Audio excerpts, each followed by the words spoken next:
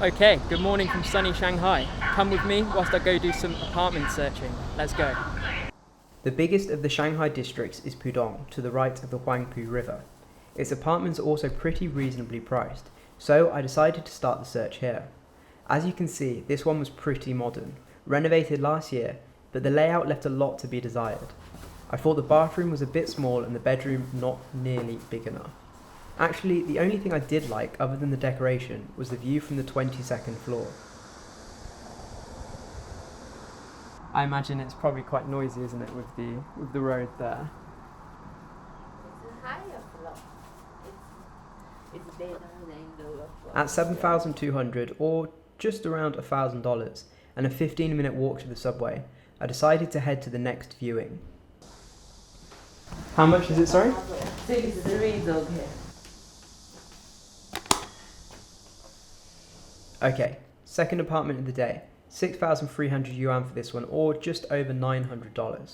I liked this layout and the fact that it had a separate living room, but the location of this one was just really bad.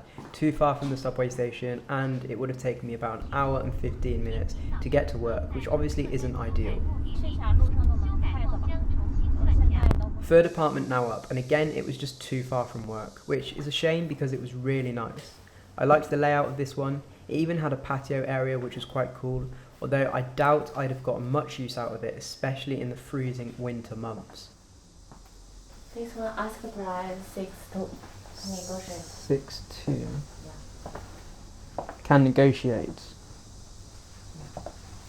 The price of this one was comparatively very good at 6,200 yuan, or just under $900, and the landlord was even willing to negotiate on this price. The distance, as well as the fact that the bathroom was tiny, was enough for me to say no.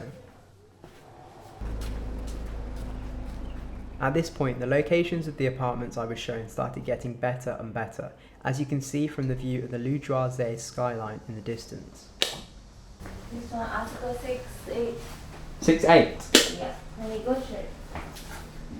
Maybe a little more than 6. This apartment got off to a great start. New decoration, perfect location, but then it started to get bad. This living area was way too claustrophobic, and as soon as I saw it, I knew I wasn't going to live here. Other look the same.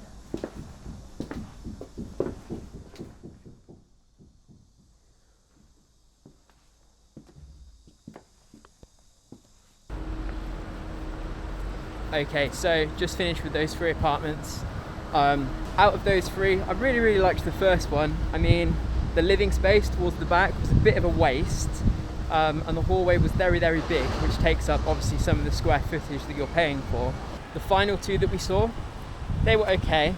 The outside terrace area is also a bit of a waste. I really have no need for that whatsoever, so I wouldn't use it. So there's no point paying a premium, paying extra for that bit of outdoor space.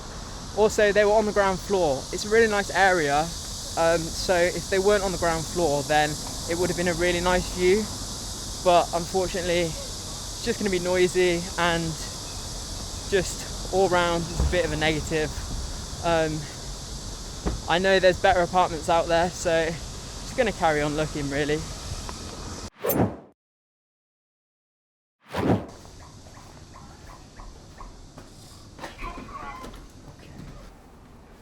Okay, so this is obviously the kitchen. Day 2 now of my 3-day apartment hunt. This was the first up. Still looking in Pudong, but at this point all the apartments I was being shown looked to be at a similar price point for what I could pay for a nice apartment in a better district. So my mind was changing on getting an apartment in Pudong.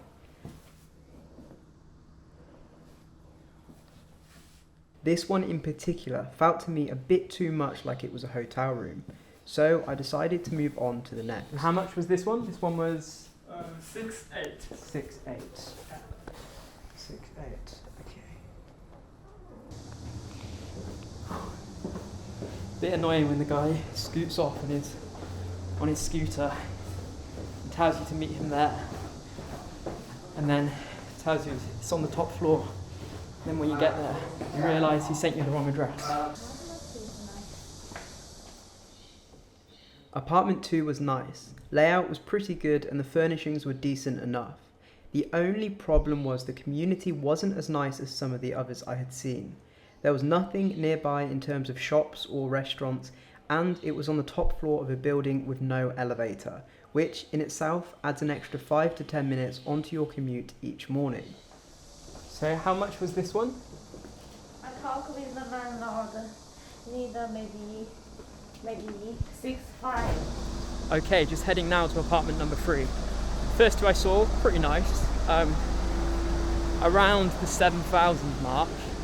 This next one is a bit more expensive. It's closer to 8,000, but the guy said that he should be able to knock it down a bit if I like it. So go and have a look at that, see what we think.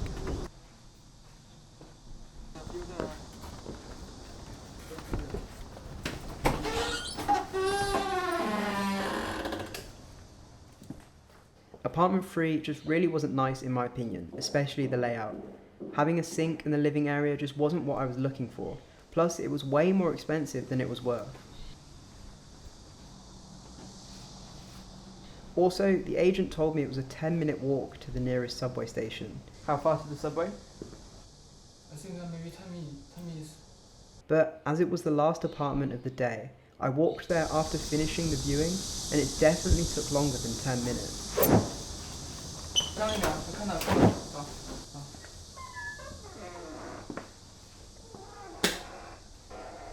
So Shanghai is a pretty big place, and by big, think 25 million people big.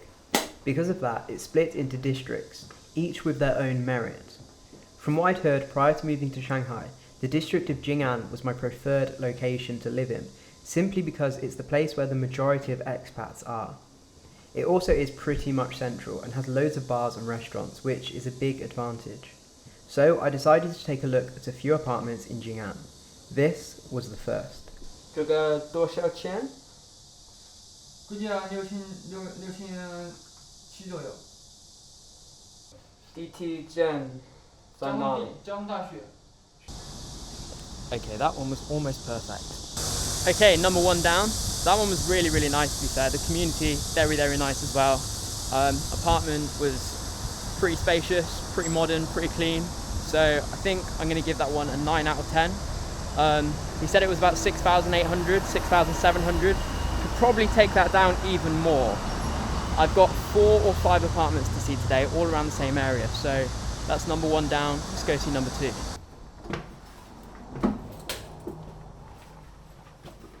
So, this agent seemed to have the best apartments available to show.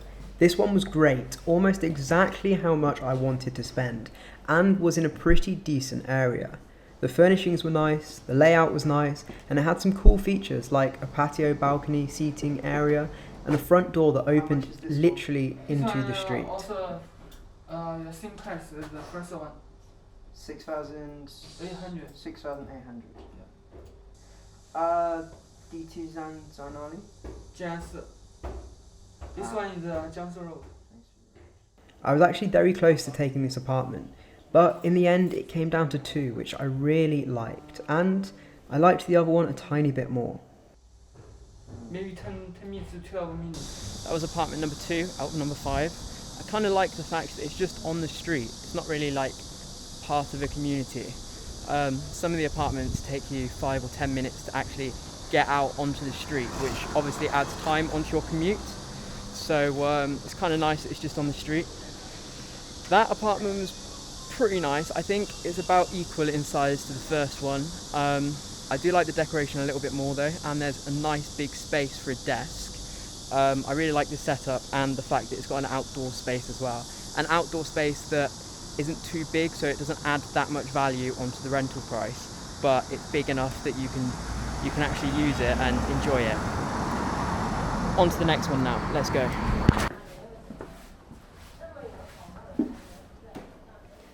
Now this next one, as soon as I saw it, I got pretty excited. The ceilings were very high, higher than they look in the video.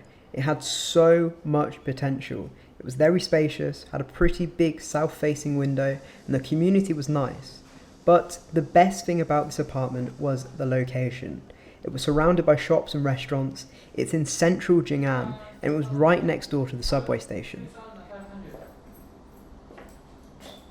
See, I do like this one, but obviously it doesn't have a freezer, so... Yeah, I can ask the landlord to It had its downsides, of course, the fact that the kitchen and bathroom were pretty small, but for the price and the location, it was such a good find. Okay, apartment number 3, just finished seeing it. It's the nicest one I think so far. Really, really spacious, high ceilings, but it didn't have a freezer. So I asked the guy if there was going to be a freezer, and he said, this bit is the freezer, and he pointed to the bottom drawer of the fridge. And I said, that's definitely not a freezer, mate. I'm not sure I can move into an apartment without a freezer, so we'll see what the landlord says about that. For now though, let's go check out apartment number 4. Almost finished.